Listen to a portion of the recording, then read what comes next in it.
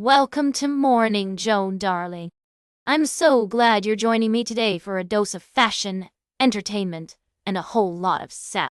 Now, let's dive into our top story, shall we?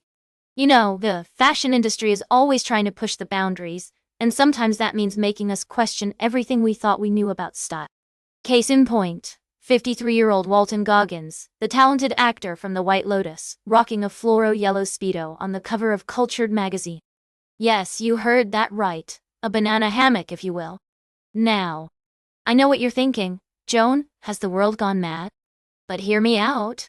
Goggins is not just any ordinary actor. He's got a certain je ne sais quoi, a certain charm that makes him pull off this look with ease.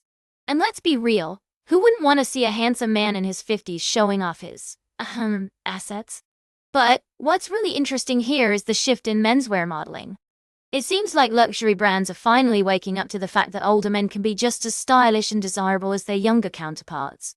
I mean, who needs a six-pack when you've got character, right? Daniel Craig, Mads Mikkelsen, and Jeff Goldblum are all proof that age is just a number when it comes to fashion.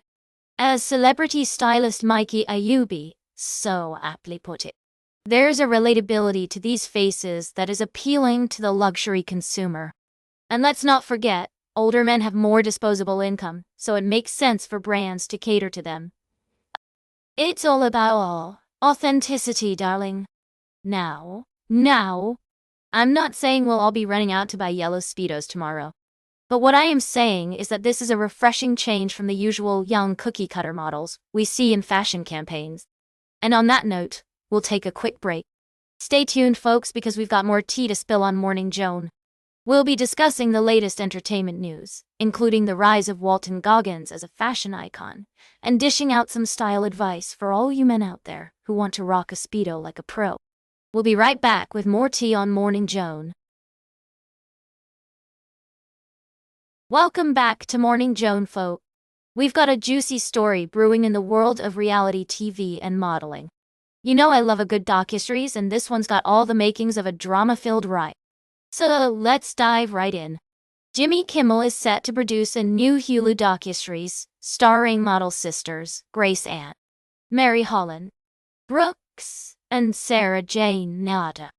The show's called Love Thy Nader, and it follows the sisters as they navigate the cutthroat world of modeling, Manhattan's elite social scene, and their romantic lives. I mean, can you think of a more perfect recipe for drama? Now, I know what you're thinking. Who are these Nader sisters? Well, Brooks is the one who started it all by winning a casting search to become a model for the Sports Illustrated swimsuit issue. She's been on the cover, people. And from there, her sisters followed suit, and now they're all taking the modeling world by storm. But here's the thing. This show isn't just about their careers. It's also about their relationships with each other. I mean, can you imagine having 3 siblings in the same industry, dealing with the same pressures and scrutiny? It's like a never-ending episode of Keeping Up with the Kardashians. And let's not forget Jimmy Kimmel's involvement. The man knows how to produce a hit show, folks. I'm sure he'll bring his signature wit and charm to this docuseries. Plus, with Rachel Tung as the showrunner, I have high hopes for some seriously compelling storytelling. Now, I know some of you might be thinking, Joan, why should I care about a bunch of models and their drama? Well, let me tell you, these sisters are more than just pretty faces. They're strong, talented women who are making it in a tough industry, and their story is one of perseverance, sisterhood, and the pursuit of their dreams. So, if you're looking for a new guilty pleasure to obsess over, Love Thy Nader might just be the ticket. And don't worry, I'll be keeping an eye on it. So you can bet I'll have all the tea ready for you right here on Morning Joan. Stay tuned for today's last cup of tea, right here on Morning Joan. Welcome back to Morning Joan, everyone. We're wrapping up today's show with a fascinating story that's been making headlines. You might have heard about the recent protests at the BBC building in Belfast, where a group of around 20 protesters managed to gain access to the premises. The protesters, who were wearing Palestinian flags and chanting Free Palestine, made their way into a studio at Blackstaff House, prompting a lockdown of the building. Now, I know some of you might be thinking, Joan, what's going on here? Well, let me fill you in. The protesters were demonstrating against the BBC's coverage of the Israel-Gaza war, which they feel has been inadequate and biased. They're accusing the corporation of manufacturing consent for genocide by using certain words and phrases that downplay the severity of the situation. One of the protesters, Damien Quinn, spoke to BBC News 9 and said that the BBC should do their job and provide more accurate and unbiased reporting.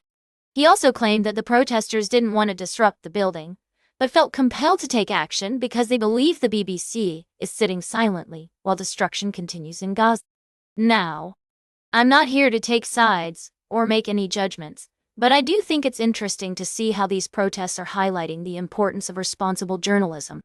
As a society, we rely on news organizations like the BBC to provide us with accurate and unbiased information, and when that doesn't happen, it can have serious consequences. The incident also raises questions about security at public buildings and the role of protest in bringing attention to important issues. The police were called to the scene, and the protesters were eventually escorted out of the building without any damage being caused. As we wrap up today's show, I want to leave you with some food for thought. What do you think about the role of journalism in shaping our understanding of the world? Should news organizations be held to a higher standard when it comes to reporting on sensitive and complex issues like the Israel-Gaza war? That's all for today's Morning Joan. Remember to like, share, and subscribe. And until next time, stay fabulous.